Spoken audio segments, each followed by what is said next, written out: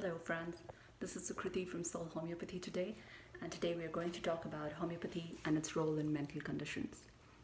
Well, here today is a beautiful Saturday afternoon and people are aching to go out, and in these difficult times of COVID, the pandemic has now become a mental fatigue for people.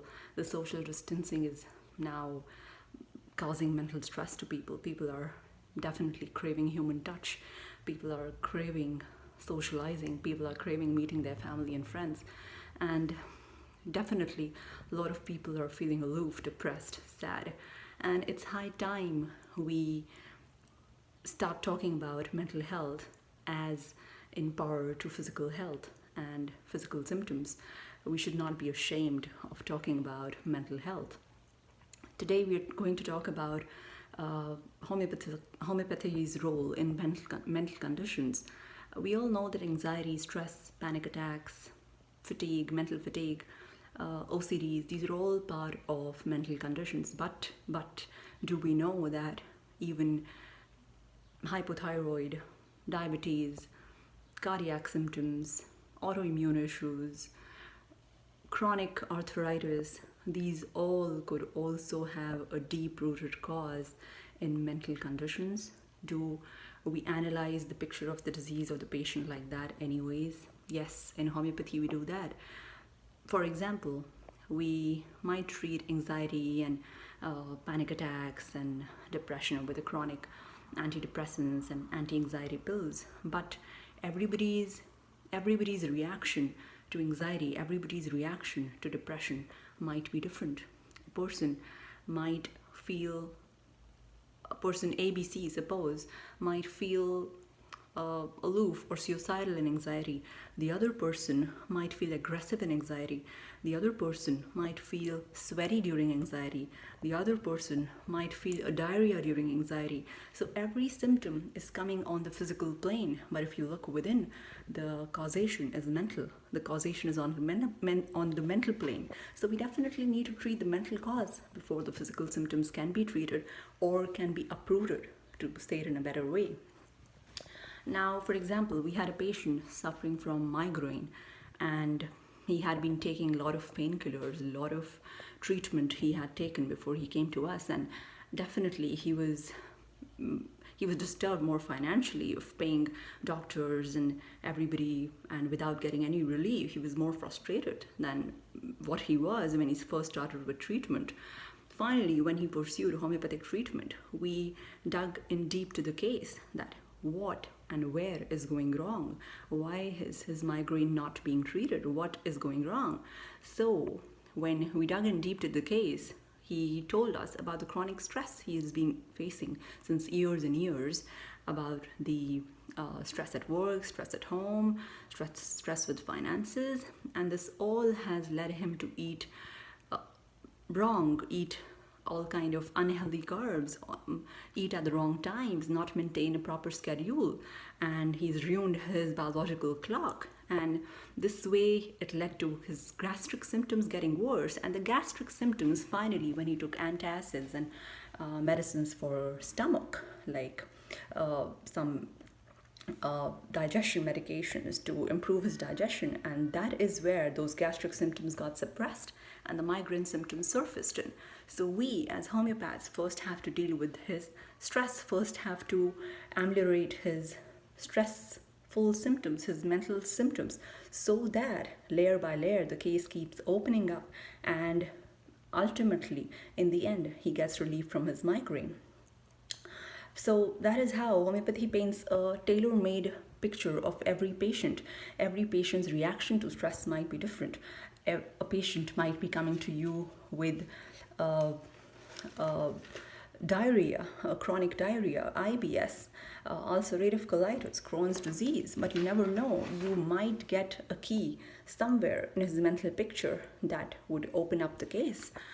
For example, we had a patient suffering from ulcerative colitis since very long, and his stress was not with the ulcerative colitis at all. He was not at all bothered with the bloody stools, runny stools. Definitely it was causing a toll to him, a toll on his health, but the only issue he had was He did not want to be a burden. He did not want to be a stress for his family.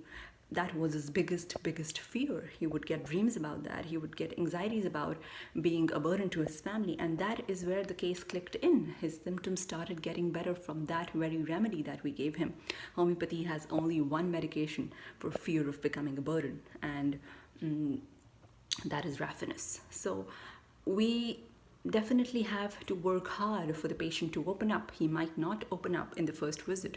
He might feel intimidated. He might feel anxious. He might feel apprehensive opening up his symptoms to you because it's a personal life situation. A person has to discuss with you. So give that kind of confidence, give that kind of trust to your patient.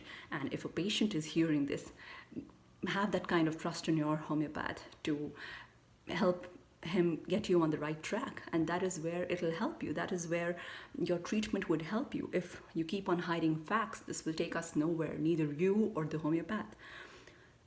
So with the mental symptoms, definitely we ask the physical symptoms too, to address the cause, to address the picture of the patient more deeper. Suppose a patient has recurrent kidney stones, but again, when we analyze the mental condition, we see that he is passive aggressive. He gets annoyed easily. His reaction to stress is very peculiar, and those peculiar symptoms become the peculiar symptoms of his case. And you cannot prescribe him any medicine, stereotypical medicine for kidney stones. You have to give him that specific condition to break his recurrent condition. Why is the recurrent condition happening? Because he's susceptible to it, because of a family history, because of a mental condition, because of his predisposition, because of his susceptibility. And the susceptibility is formed because of the mind, the body, and the soul being deranged at some point. So all three need to be balanced for the person to feel healthy. We have a lot of patients where mental symptoms have come up so beautifully and they've been treated so well. It's amazing how the physical symptoms need to be addressed, but when you dig in deeper to the cause, physical symptoms seem just like a concomitant, seem that they are just a concomitant to the mental condition. Suppose a person goes in for interview, and every time he's an excellent performer, an excellent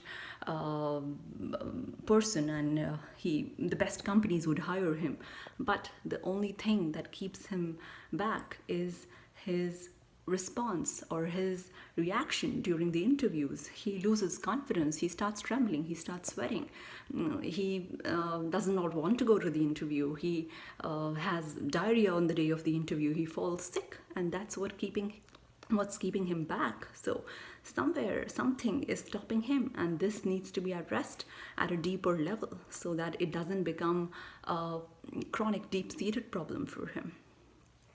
And that was it for today. This is a very vast topic. We cannot sum it up in 5 or 10 minutes. So we did our best. I did my best to address this as much as I could.